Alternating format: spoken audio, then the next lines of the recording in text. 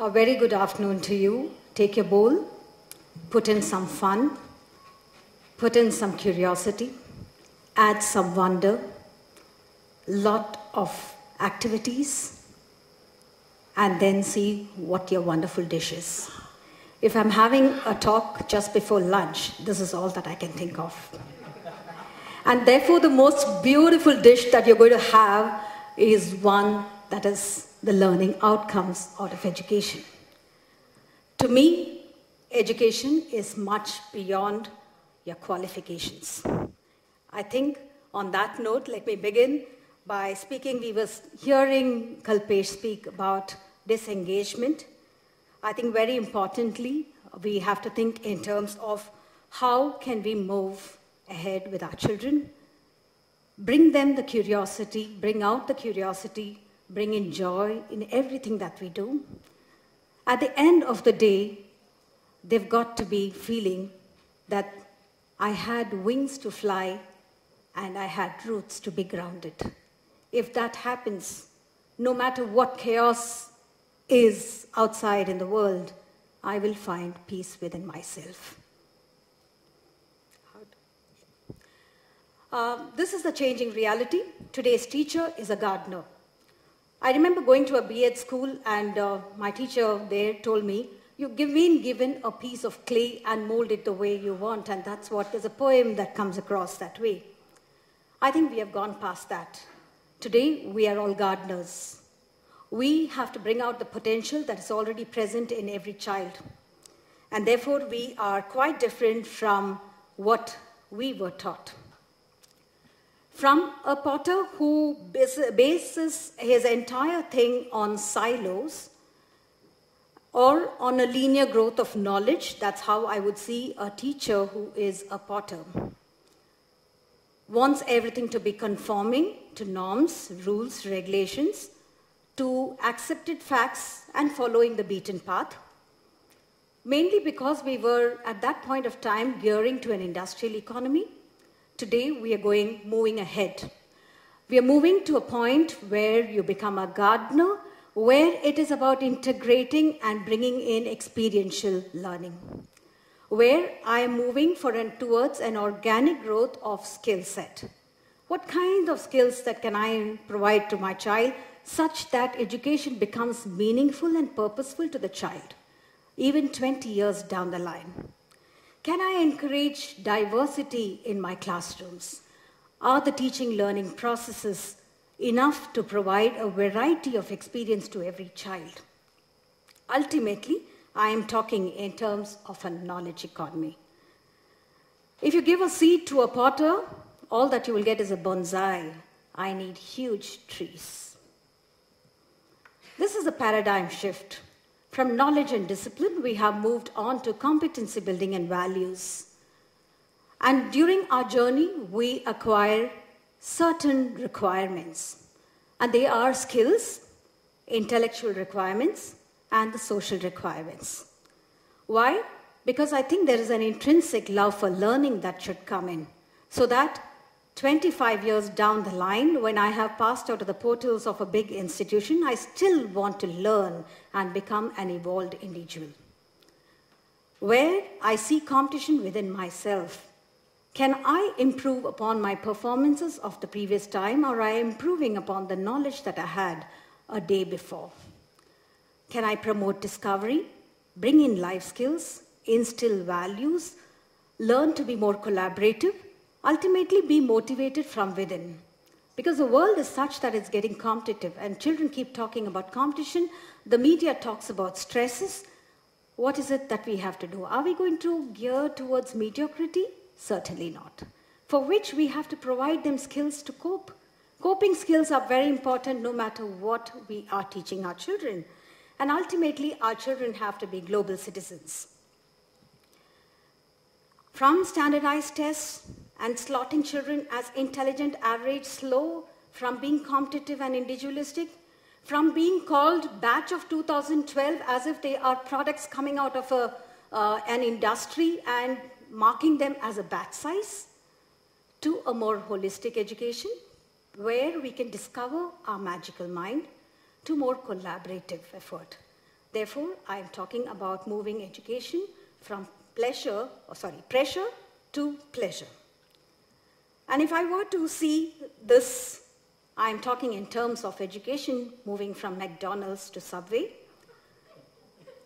When I go to McDonald's and I'm being a veggie, I just have that Mac Aloo Tikki to opt for. I don't have a choice. When I go to Subway, I have 6 sauces and a whole lot of vegetables that I can use as salads in my burger. I'm not paid by Subway to say this anyway.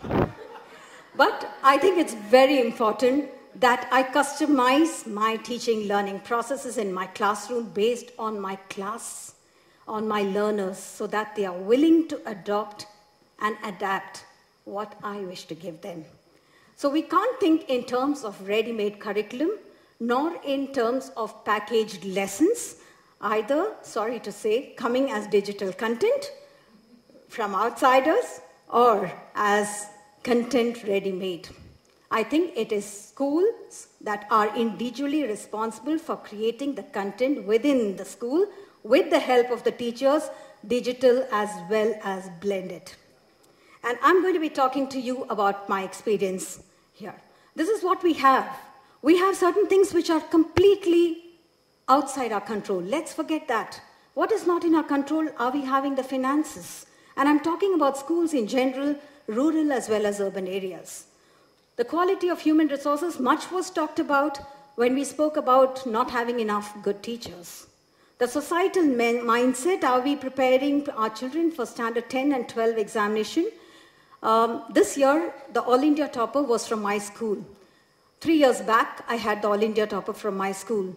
So people come across, the media comes across and asks, now madam, are you going to repeat this after 3 years? I have never made a timetable for that.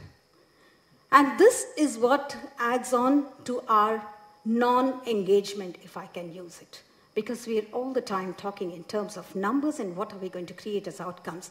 Let's take care of the processes in our classroom, the outcomes will naturally follow.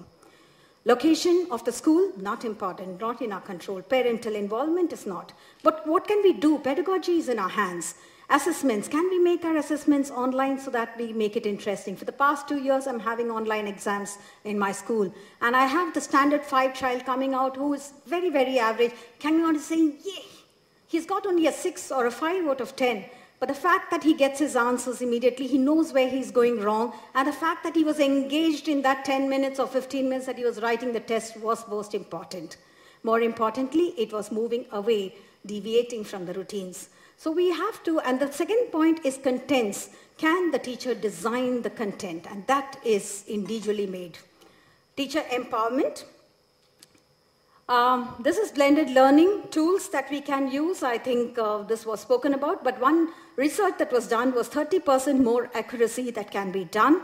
This is a typical classroom in my own school, and this is what, as children, we are engaged. And I think when we are starting any program, the first thing that we have to ask ourselves is, why are we doing what we are doing? And how are we going to go about doing it? What are the kind of resources that we are going to use, and what are going to be the consequences? Very often we ask, what are we going to do first? It's not that. We have got to go to ask ourselves, why are we doing what we are doing? I'll give you a simple example. In our school, we took the theme as carpool, and it's worked for over a year.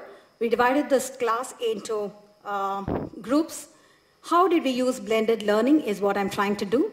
Group discussions, where online discussions happen. Discussions with parents happened. Questionnaires were sent across to parents online. Parents replied online. The statistics for using carpool was also done online. A lot of publicity that was done on carpooling, which helped Thane City as a whole, was also done online, and that's how we use. We used media, for example, the movie maker to make a movie. We had street plays, but we couldn't demonstrate the street plays across many places in Thane City because they are very crowded, and therefore we had to use our web so that we could use the websites in order to project it. And this activities helped in, this is typically the class activity, a photograph taken while the children were in class, and the online polling for whether the parents liked the whole program, not liked, or would they like to carpool. The statistics were done. This was all a class 3 presentation. Please understand they are 8-year-olds, but they were able to do a frequency table and a cumulative frequency table, not knowing that they were doing statistics.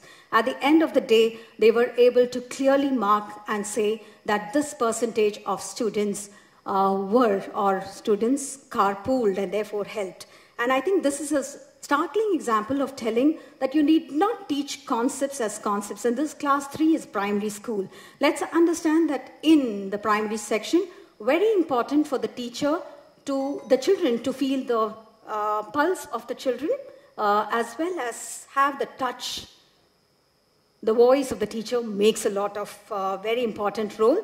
This is how we used it, and I'm running short of time, so I'm running out cross. But yes, you can use Flash, you can use Excel, you can communicate to parents. This was how the Carpool project had a major impact because we used the website. We had people from across the borders writing to me asking for more details. And I think that collaborative learning, if this is a brave new world we would like to see, I think it will be the way ahead. And when do we start making the change? Now. Thank you very much.